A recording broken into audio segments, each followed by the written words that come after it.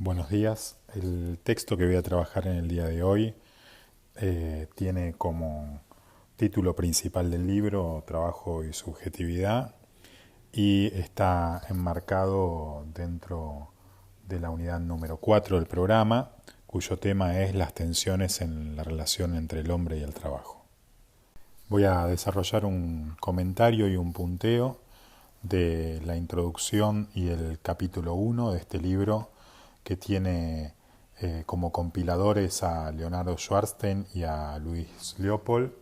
Es un libro, digamos, compilado en la Universidad de la República de Uruguay, en la Cátedra de Psicología de Trabajo. La introducción es de ambos autores y el capítulo 1 es de Leonardo Schwarzstein. Luis Leopold es el decano de la Facultad de Psicología de la Universidad de la República de Uruguay desde el año 2007 y Leonardo Schwarzstein se desempeña como consultor en diferentes organizaciones.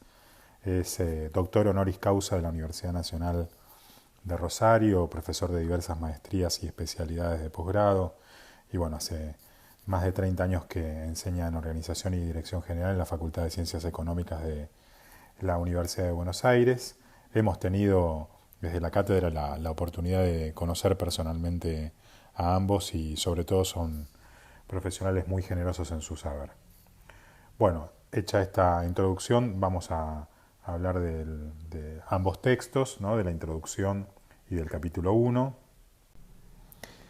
Ya desde la introducción del libro, lo que se va a plantear es el trabajo en su papel central como organizador y articulador del sentido de los espacios de la vida del sujeto, el trabajo que brinda una identidad, un lugar social, digamos, que construye un espacio de pertenencia. Ese espacio de pertenencia puede ser real o simbólico, y cómo este concepto de trabajo ha sido impactado por los nuevos modos de organización del trabajo del contexto actual, que básicamente está impactado por la estructura política del liberalismo. Y el planteo teórico también va a estar en relación a cómo esta definición de trabajo, ¿no? El trabajo, digamos, sí, que como otorgador de identidad, en la actualidad, digamos, lo que provoca es sufrimiento. Y, digamos, una de las novedades fundamentales de este texto es que va a vincular el trabajo con el sufrimiento y, desde nuestra perspectiva, digamos, el trabajo en la lógica de la salud mental. A partir de esto, digamos, lo que se pregunta en la introducción es si hay alguna posibilidad desde nuestra perspectiva, es decir, desde el convencimiento profesional, si podemos hacer algo frente a los nuevos modos de organización de trabajo que tenga en cuenta la salud psíquica del sujeto.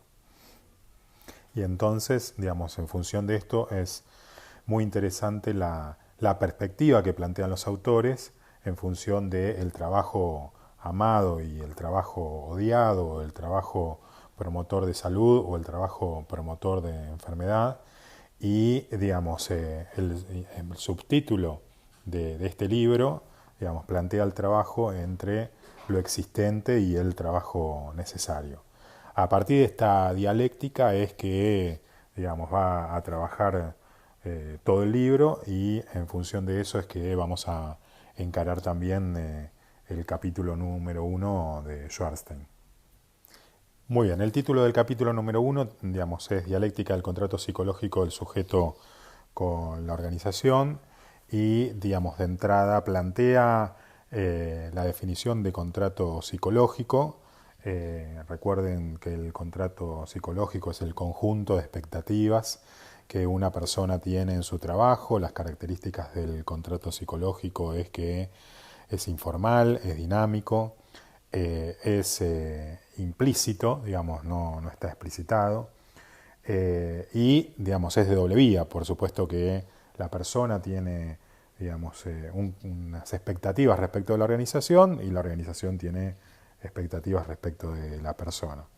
el contrato o el impacto del contrato psicológico, ¿no? Es decir, la concreción del contrato psicológico, digamos, es lo que aporta pertenencia, va a decir Schwarzstein, a la organización, y la ruptura del contrato psicológico es, digamos, lo que va a tener impacto sobre la motivación, el sufrimiento y la subjetividad del sujeto.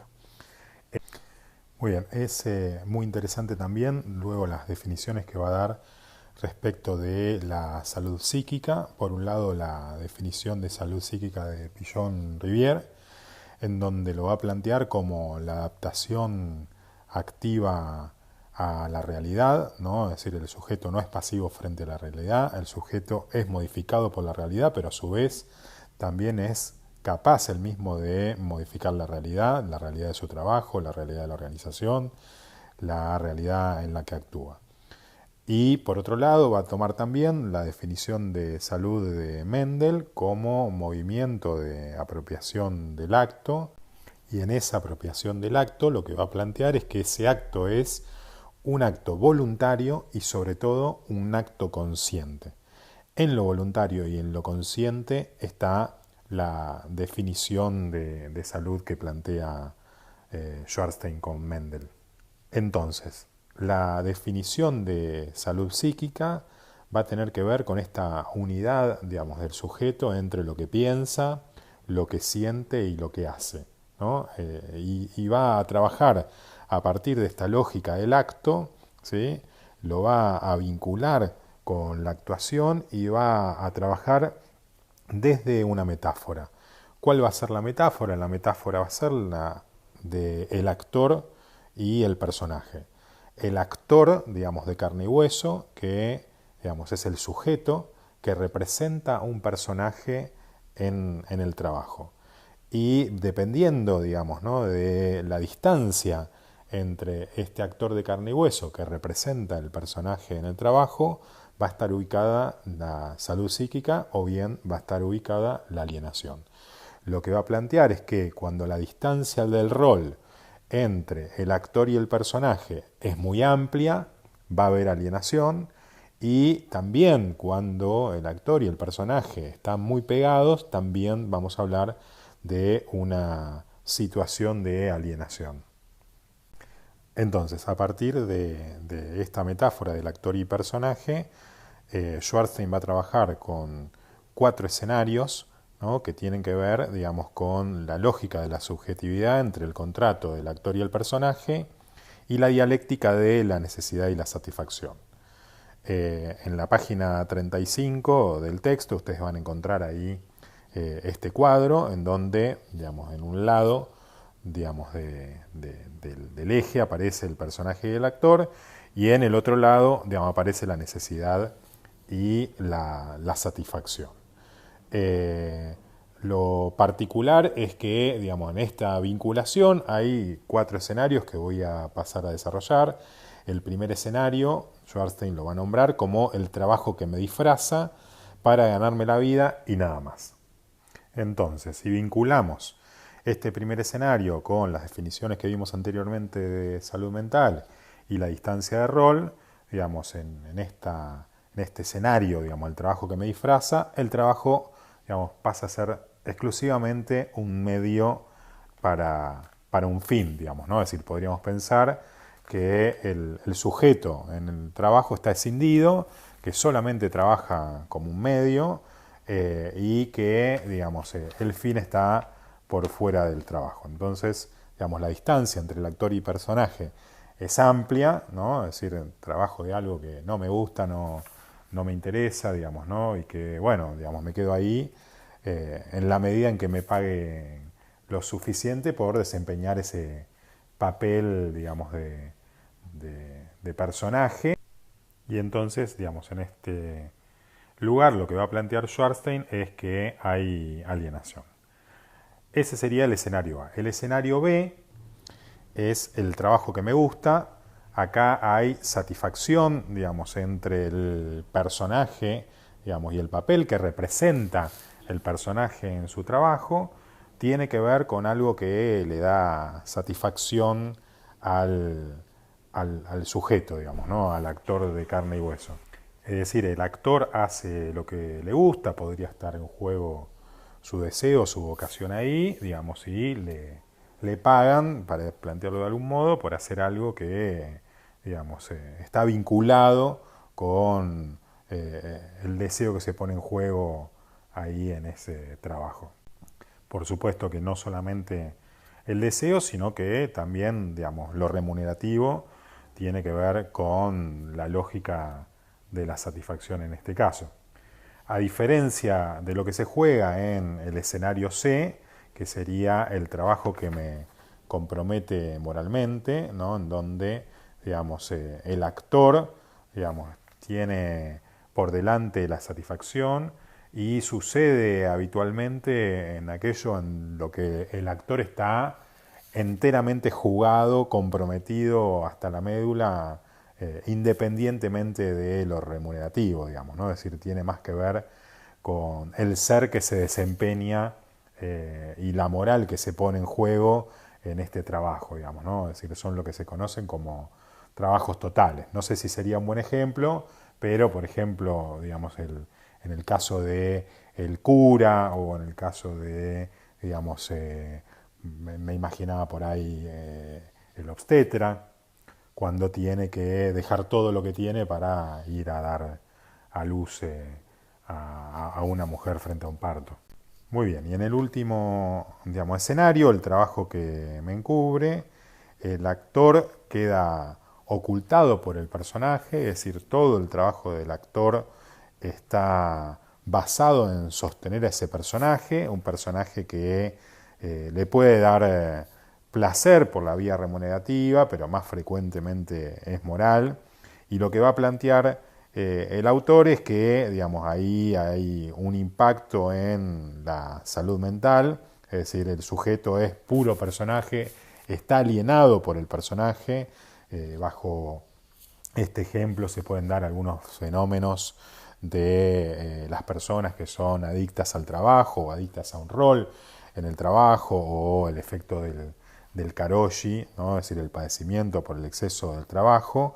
Es decir, todo lo que hace el actor de carne y hueso es para sostener, digamos, la viabilidad de ese personaje que, digamos, lo come todo al sujeto, para decirlo de algún modo figurativo. Y en ese caso, digamos, no, como no aparece el actor de carne y hueso, lo que hay es pura alienación por estar, digamos, el actor y el personaje muy pegados, es decir, no hay ninguna distancia de rol, no hay ninguna posibilidad de distanciamiento crítico, digamos, ¿no? Es decir, el personaje ha tomado al actor de carne y hueso.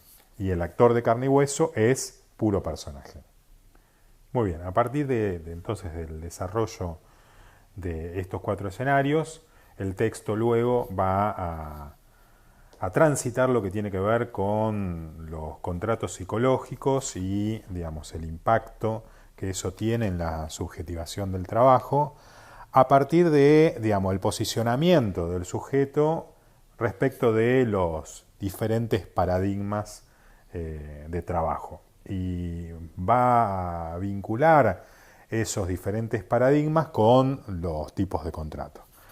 Va a profundizar en 2 tipos de paradigma: el paradigma dependiente, ¿no? Que tiene que ver con el paradigma patriarcal, que tiene, digamos, como valores la seguridad, la afirmación, la integración, la relación del sujeto con las organizaciones de adhesión. El sujeto es parte, está incorporado a la organización y requiere, digamos, un compromiso total, digamos, ¿no? El horizonte de tiempo del contrato patriarcal es de largo plazo, y lo que va a plantear Schwartzstein es que, digamos, el nombre de dependiente también ubica, digamos, para él al sujeto en una posición más niño, va a decir, que ese sería el posicionamiento del sujeto en estos lugares del trabajo. Me parece que, digamos, ahí podríamos discutir un poco respecto de esta posibilidad, digamos, ¿no? Es decir, habría que ver en qué términos esto se plantea. Muy bien, y por otro lado, hablar del paradigma emprendedor, ¿no? En donde el sujeto es autónomo, los valores que se ponen en juego son el riesgo, digamos, la diferenciación.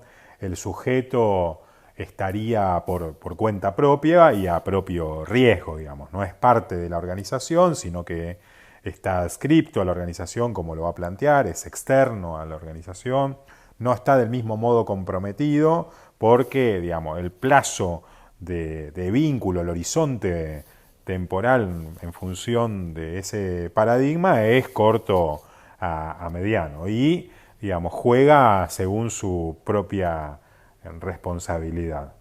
Si antes hablaba del paradigma dependiente como una posición, entre comillas, niño, aquí va a hablar del paradigma autónomo como una posición más adulto. Insisto, habría que revisar esas acepciones para ver si las podemos sostener en la actualidad.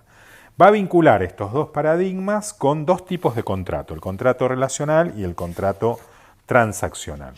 El paradigma dependiente patriarcal lo va a vincular con el contrato relacional y el paradigma autónomo emprendedor lo va a vincular con el contrato transaccional. Las características del contrato relacional son de inclusión dentro de la organización, esta relación de dependencia dentro, en el mejor de los casos, de los convenios colectivos de trabajo y, digamos, ¿no? Es decir, con la presencia del Estado como garante de los servicios sociales, en una temporalidad de largo plazo, con una compensación que habitualmente tiene su grueso, digamos, fija, ¿no? Y hay en algún caso algún porcentaje variable, pero en general es fija, y en donde el control, digamos, es claro, hay rigidez en ese contrato, hay, digamos, formalidades de lo legal, pero informalidades del contrato psicológico, y los tiempos de trabajo son rígidos. En contraposición de eso, digamos, ¿no? Es decir, va a estar el tipo de contrato transaccional, que el sujeto es externo, ¿no? Tercero, muchas veces se dice, a la organización, y el contrato es de corto plazo con una compensación variable en función de los resultados, en función de las horas, en función de los objetivos, y muchas veces el pago es inmediato por hora, ¿no? Es decir, o por trabajo. El control es explícito en el sentido de que se paga en función de si se cumple el trabajo o, digamos, los objetivos acordados. Y las características del contrato son contratos flexibles, digamos, ¿no? Es decir, muchas veces bajo la lógica del contrato transaccional podrían aparecer estos llamados contratos basuras que precarizan al sujeto. ¿Está bien? Entonces, bueno, va a poner en contraposición estos dos tipos de contrato, el contrato relacional y el contrato transaccional, ¿no? Es decir, que dependiendo de la lógica en la cual se encuadre, va a tener un impacto sobre el sujeto. Muy bien, entonces, a partir de la vinculación entre estos contratos y el impacto de estos contratos con el contrato psicológico, es que va a volver Schwarzstein a la carga con la salud psíquica y va a hablar, digamos, del sujeto sano. Voy a leer textualmente este párrafo de la página 48 porque me interesa comentarlo particularmente. Va a decir: el sujeto sano cuestiona, imagina, explica, comprende, calcula, es reflexivo y capaz de desarrollar una conciencia crítica. Me gustaría subrayar esto de la conciencia crítica. Soporta, sufre, tolera, es sensible a su sufrimiento y al de los demás, y está abierto al necesario encuentro con otros. Se hace escuchar de manera audible y se siente habilitado para mejorar su situación. Es racional y previsible en la búsqueda de la satisfacción de sus necesidades y las de quienes de él dependen. El sujeto sano se apropia de esta manera de sus actos en su organización y en el contexto. Entonces, a partir de este párrafo es importante volver a revisar la lógica de lo que sería posible como la salud psíquica del trabajo, volviendo a entender que el psicólogo del trabajo nunca debe dejar de lado que sigue siendo dentro de las organizaciones un agente de salud. Entonces, la perspectiva, para ir finalizando, que plantea Schwarzstein tiene que ver con esto de si es posible imaginar que dentro de las organizaciones de trabajo, dentro del propio trabajo, digamos, uno puede unir lo que piensa, lo que siente y lo que hace, modificando el trabajo, ¿no? Siendo modificado por el trabajo, enriqueciendo las organizaciones, enriqueciéndose a uno mismo, enriqueciendo a otros, desarrollando habilidades, siendo desarrollado, y a partir de esto, digamos, poder ser el mundo del trabajo un lugar en donde el sujeto tenga plenitud y salud mental. Me parece que este es el desafío del texto. Para esto también me gustaría acercarles una película, la película de Bow, que se llama El empleo, para pensar la salud psíquica en el trabajo, la alienación en el trabajo, en donde el sujeto deja de ser sujeto para pasar a ser un objeto y el impacto que eso tiene en el sufrimiento. En el video también se va a poder ver lo que plantea Schwarzstein, ¿no? Desde el trabajo como actividad subjetivada y subjetivante y el sujeto productor y sujeto producido. Es decir, lo que se va a ver más en el trabajo es esta lógica en donde el sujeto está escindido. ¿Está bien? Bueno, muy bien. Entonces, para finalizar con el audio, los contenidos más importantes de esta unidad teórica tienen que ver con la dialéctica del contrato psicológico del sujeto con el trabajo, las tensiones en el proceso de subjetivación del trabajo,